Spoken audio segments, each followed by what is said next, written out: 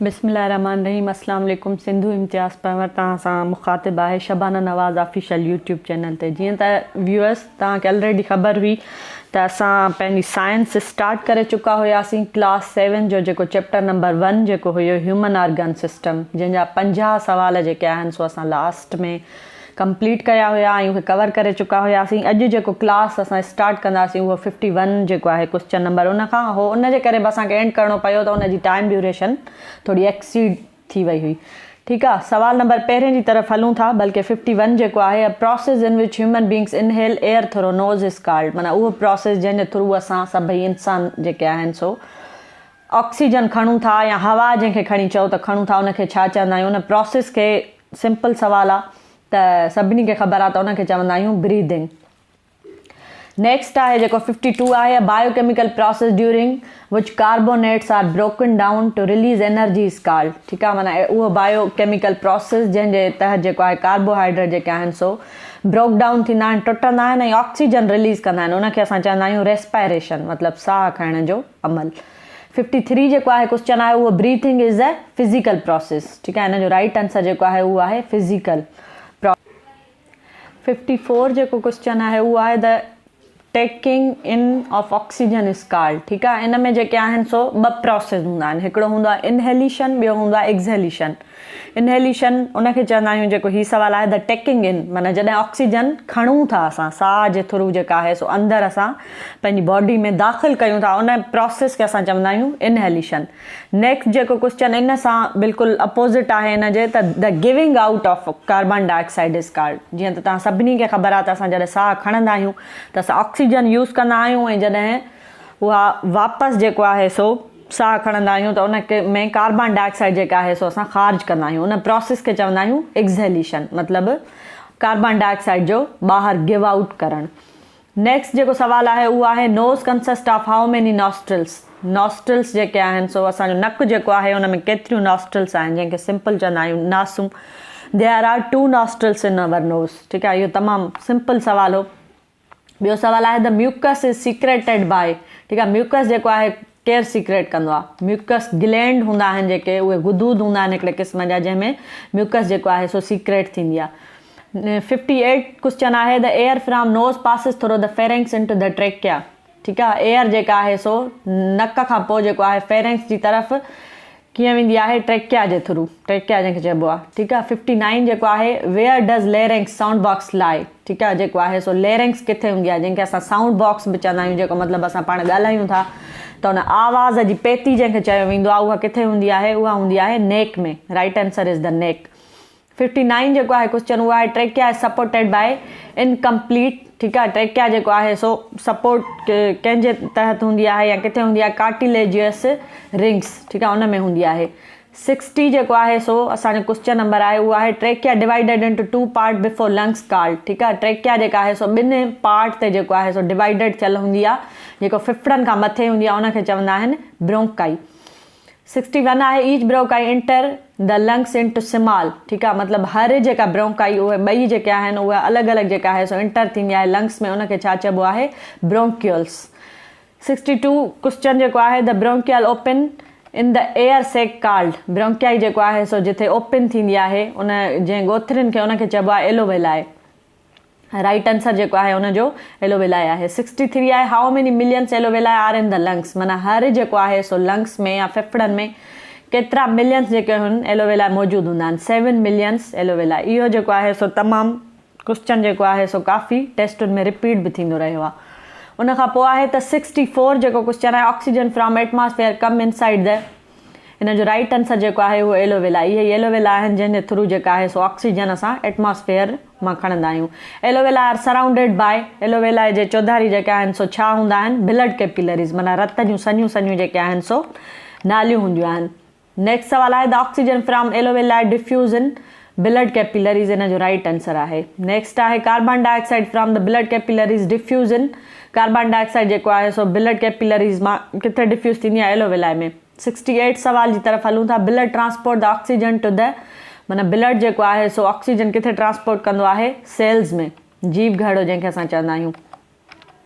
69 आहे विच membrane separate the lung from abdominal cavity. ठीकु आहे। एब्डोमिनल कैविटी जेको आहे सो मेम्ब्रेन कहिड़ियूं हूंदियूं आहिनि जेके सेपरेट कंदियूं आहिनि उनखे लंग्स खे। डायग्राम उनखे चइबो आहे, डायफ्राम चइबो आहे। नेक्स्ट सवाल आहे 70 the name the disorder of respiratory tract. जीअं ऑलरेडी पढ़ी आयासीं त डाइजेशन सिस्टम में बि कुझु जेके आहिनि सो डिसऑर्डर्स हूंदा आहिनि, ईअं ई जेका आहे सो कुझु डिसऑर्डर्स जेके आहिनि उहे रेस्पिरेशन में थींदा आहिनि, जंहिंमां कुझु जेके आहिनि सो हेठि डिस्कस कयूं था। हिकिड़ो आहे एस्थमा जंहिंखे असां दम वग़ैरह चवंदा आहियूं। नेक्स्ट आहे TB ट्यूबरक्लोसिस, नमूनिया, कफ मतिलबु या कॉमन कोल्ड। इहे जेके आहिनि कुझु डिसऑर्डर्स जेके आहिनि सो उहे रेस्पिरेटरी ट्रैक्ट जा आहिनि। साह खणण में तकलीफ़ जेका थींदी आहे या TB नमूनिया थी वञे थो, खंघि या थधि जो लॻणु। Which is infectious bacterial disease, मतिलबु इन्हनि मां जेके आहिनि सो कहिड़ी इन्फेक्शियस बैक्टीरियल डिज़ीज़ आहे, मतिलबु अहिड़ी डिज़ीज़ जेका हिकु ह्यूमन बींग खां ॿिए ह्यूमन बींग ॾे जेको आहे सो ट्रांसफर थी सघे थी या उनजा चांसिस हूंदा आहिनि। उनजो राइट आंसर जेको आहे उहो आहे ट्यूबरक्लोसिस।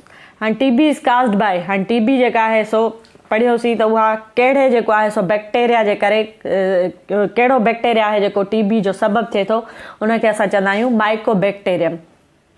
73 आहे which is inherited disease of respiratory tract. माना कुझु डिज़ीज़िस जी ऑलरेडी तव्हां पढ़ियो बि हूंदो त कुझु डिज़ीज़िस वायरसिस जे करे थींदियूं आहिनि, कुझु डिज़ीज़िस बैक्टीरियल जे करे थींदियूं आहिनि, कुझु डिज़ीज़िस अहिड़ियूं हूंदियूं आहिनि जेके इनहेरिटेड हूंदियूं आहिनि। मतिलबु जेकॾहिं असांजे पेरेंट्स में आहिनि त उहे ऑफ स्प्रिंग या उनजा जेके ॿार हूंदा आहिनि उन्हनि में ट्रांसफर थींदियूं आहिनि नस्ल दर नस्ल। उहा आहे अस्थमा, मतिलबु दम या सैके जी बीमारी। It is inherited disease. Chapter number 2 जेको आहे हाणे उनजी तरफ़ हलूं था। चैप्टर नंबर 1 असांजो कंप्लीट थियो। चैप्टर नंबर 2 जेको आहे उहा आहे transport system in human and plant, मतिलबु ह्यूमन एंड प्लांट में जेको आहे ट्रांसपोर्ट सिस्टम छा आहे। 74 क्वेश्चन आहे which system involve the circulation of blood. इनखे चवंदा आहियूं सर्कुलेटरी सिस्टम। सर्कुलेटरी सिस्टम जे करे जेको आहे सो सर्कुलेशन सॼी थिए थी असांजे जिस्म में। नेक्स्ट सवाल आहे the supply of food, water, oxygen and collection of waste material is called. ठीकु आहे, मतिलबु फूड जी सप्लाई, पाणी, ऑक्सीजन ऐं उनखां पोइ वेस्ट मटीरियल जीअं ऑलरेडी पढ़ी आयासीं असां त उहे कीअं कीअं जेको आहे सो वेस्ट थियनि था असांजे जिस्म मां। इन सॼे प्रोसेस खे छा चवंदा आहिनि, ट्रांसपोर्टेशन। 76 क्वेश्चन आहे how many kinds of blood vessels are there in a human being. ठीकु आहे, ह्यूमन बींग में जेको आहे केतिरनि क़िस्मनि जूं ब्लड वेसल्स मौजूदु हूंदियूं आहिनि। There are 3 kinds of blood vessels in the human body. 3 क़िस्म आहिनि। सभ खां पहिरीं हिकिड़ियूं आहिनि आर्टरीज़, ॿियूं आहिनि कैपिलरीज़ ऐं third one are the veins. ठीकु आहे, अॻिते हली करे इन्हनि जो डिटेल्ड असां डिस्कस कंदासीं त आर्टरीज़, कैपिलरीज़ ऐं वेन्स जा फंक्शन्स कीअं अलॻि अलॻि आहिनि। 77 आहे question the blood vessels that carry blood from heart to other part of the body are called. ठीकु आहे, हाणे हिते जीअं ऑलरेडी तव्हांखे ॿुधायमि त आर्टरीज़, कैपिलरीज़ ऐं वेन्स जो जेको आहे टई आहिनि त जेका आहिनि वेसल्स ई ब्लड वेसल्स, पर उन्हनि जो कमु अलॻि अलॻि आहे। 77 क्वेश्चन नंबर जेको आहे उहो आहे the blood vessels that carry blood from heart to other part of the body. मतिलबु ब्लड वेसल्स उहे जेके दिलि मां रतु खणी करे जिस्म जे ॿियनि हिसनि ताईं पहुचाइनि थियूं, उहे कहिड़ियूं ब्लड वेसल्स आहिनि। जीअं ऑलरेडी डिस्कस कयोसीं there are 3 types of blood vessels. हीअ जेके आर्टरीज़ आहिनि उहो हिननि जो कमु आहे। इन जो राइट आंसर जेको आहे उहो आहे आर्टरीज़। 78 सवाल आहे the largest artery in human bodies. ठीकु आहे, वॾे में वॾी जेका आर्टरी आहे इंसान जे जिस्म में उहा कहिड़ी आहे, उनजो नालो आहे एरोटा। 79 क्वेश्चन जेको आहे उहो आहे the blood vessel that carry blood from other part of the body to the heart are called. हाणे ऑलरेडी जीअं पढ़ियोसीं त जेको आहे सो ब्लड वेसल्स दिलि मां रतु खणी जिस्म जे ॿियनि हिसनि में पहुचाईंदियूं, उहो आर्टरीज़ जो कमु आहे। हाणे हीउ सुवालु उनजे बिल्कुलु अपोज़िट आहे त अहिड़ियूं ब्लड वेसल्स जेके जिस्म जे ॿियनि हिसनि मां रतु खणी करे दिलि ॾांहुं पुॼाइनि उनखे छा चइबो आहे, उनखे चइबो आहे capillaries. Capillaries are the right answer. उनखां पोइ 80 नंबर सवाल आहे उहो आहे the blood vessels that carry deoxygenated blood towards the heart are called. ठीकु आहे, हाणे डीऑक्सीजनेटेड ब्लड उन ब्लड खे चवंदा आहियूं जंहिंमें ऑक्सीजन मौजूदु न हुजे। ठीकु आहे, अहिड़ो माना जेको साफ़ जंहिंखे चइजे रतु न आहे, उहो जेको दिलि जे तरफ़ वेंदो आहे उहो केरु खणी वेंदो आहे, उहो कमु आहे वेन्स जो। 81 आहे which is the only single van that Carey's oxygenated blood. मतिलबु उहा कहिड़ी सिंगल वेन आहे जंहिंजो कमु आहे त उहा ऑक्सीजनेटेड ब्लड या जीअं खणी चऊं त जेको साफ़ रतु ऑक्सीजन सां भरपूर रतु उहो कैरी कंदी आहे, उहा आहे पल्मोनरी वेन। 82 क्वेश्चन आहे field part of the blood is called. हाणे ब्लड जेको आहे सो उन में जेको फिल्ड पार्ट आहे पाणियाठ वारो पार्ट जेको आहे उनखे असां छा चवंदा आहियूं, उनखे चवंदा आहियूं plasma. Plasma is the right answer. 83 आहे river of life is called. ठीकु आहे, मतिलबु जीअं खणी चइजे नदी ज़िंदगीअ जी कहिड़ी आहे, उहा आहे ब्लड। 84 आहे blood bank in the body is, माना ब्लड बैंक जेको आहे सो छा खे था चऊं जिस्म में, उहो आहे स्प्लेन। 85 आहे blood pressure is measured by. ठीकु आहे, ब्लड प्रेशर जेको आहे सो असां कीअं मेयर कंदा आहियूं, स्पेगेमेनोमीटर सां जेको आहे सो असां ब्लड प्रेशर मेयर कंदा आहियूं त केतिरो आहे, नॉर्मल आहे या वधीक आहे या घटि आहे।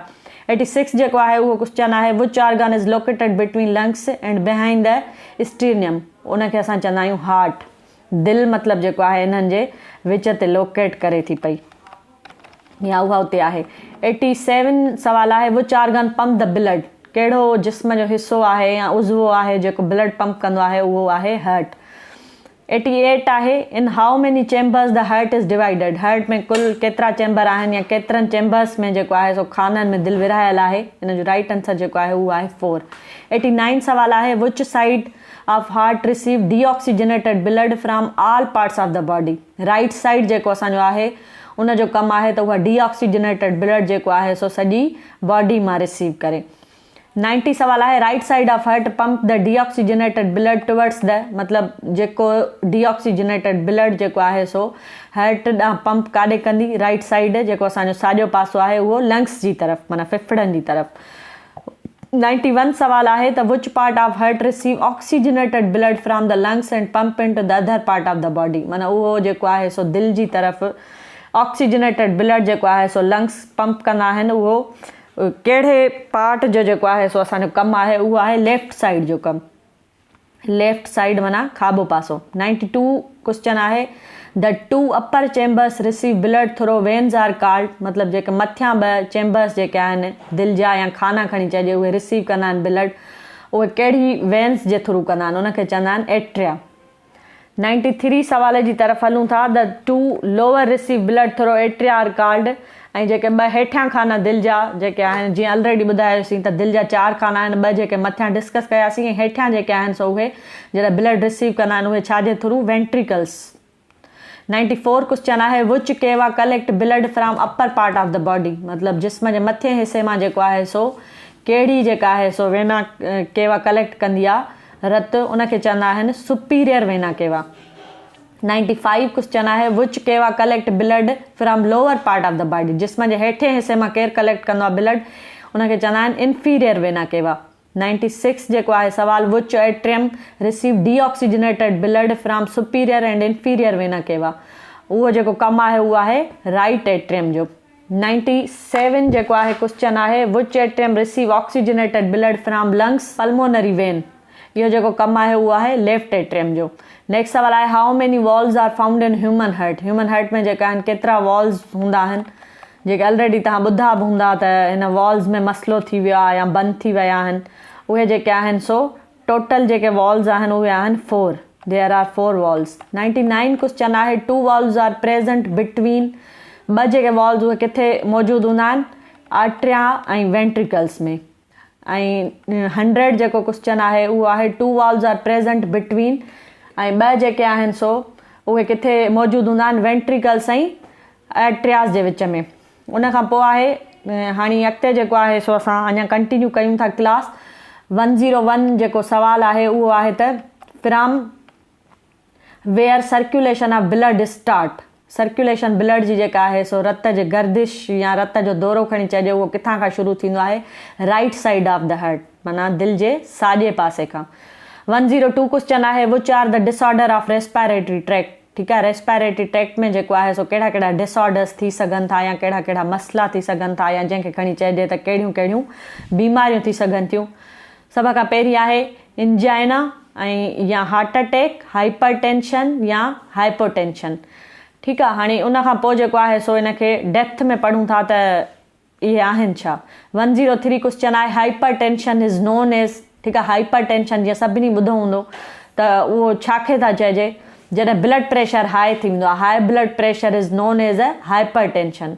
उन खां पोइ 104 आहे त हाइपोटेंशन इज़ नोन एज़, इहो वरी बिल्कुलु उन जे अपोज़िट आहे। हुन में ब्लड प्रेशर हाई थी वेंदो आहे, हिन में ब्लड प्रेशर लो थी वेंदो आहे। Low blood pressure is called hypotension. 105 main reason of heart attack is, माना हार्ट अटैक जा मुख्य या जेके आहिनि सो कारण कहिड़ा आहिनि या सबब कहिड़ा आहिनि, इन जो मेन जेको रीज़न आहे उहो आहे कोलेस्ट्रोल। 106 आहे who is considered father of heart transplantation, माना सभ खां पहिरीं जेको आहे सो या खणी ईअं चइजे त फादर ऑफ हार्ट ट्रांसप्लांटेशन, दिलि जी जेका ट्रांसप्लांटेशन थी उहा सभ खां पहिरीं कंहिं कई, उहो साइंटिस्ट आहे नॉर्मन शिमवे। 107 सवाल जी तरफ़ हलूं था। The transport system in plant consist of, ठीकु आहे, प्लांट्स जो जेको आहे सो ट्रांसपोर्टेशन सिस्टम छा ते कंसिस्ट करे थो, इहो ज़ाइलम ऐं फ्लोएम इन जो राइट आंसर आहे। ठीकु आहे, इन सां गॾु जेको आहे सो असां पंहिंजे क्लास जो हिते इख़्तिताम कयूं था ऐं नेक्स्ट क्लास सां गॾु जेको आहे सो इनशाला जल्दी मिलंदासीं। तव्हां सभिनी खे गुज़ारिश आहे त वधि खां वधि जेको आहे सो शबाना नवाज़ ऑफिशियल यूट्यूब विज़िट कंदा रहियो, उनखे लाइक कयो, कमेंट कयो ऐं पंहिंजी ज़रूरी राय खां असांखे आगाह कंदा रहो। Thank U.